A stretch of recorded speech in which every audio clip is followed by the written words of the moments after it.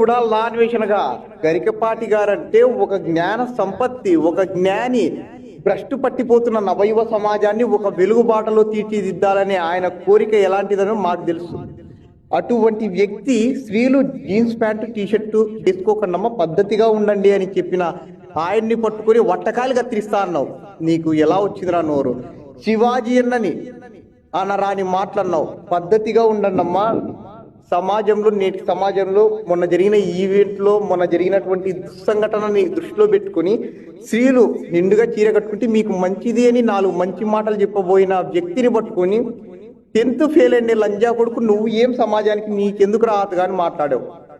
Brother, చదువుకి సంస్కారానికి సంబంధం లేదు.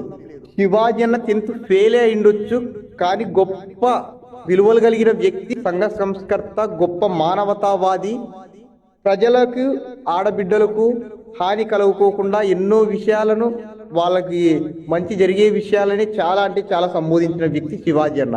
అటువంటి వ్యక్తిని పట్టుకొని వాళ్ళ తల్లిగారిని అయితేనేమి ఎవరినైతే అనరాని మాటలు అన్నావు. తప్పు బ్రదర్. 1000 మంది మన్ననలు, 1000 మంది సపోర్టు శివాజీ అన్నకుంది. నీలాంటి యాంటీ లఫూట్ కొడుకులని ఎదిరించే విధంగా మేమందరం శివాజీ అన్నకు అండగా సపోర్ట్గా నిలుస్తాం. ఈ విషయాన్ని కరాఖండిగా ఖండిస్తాం మీరు మాట్లాడే మాటల్ని.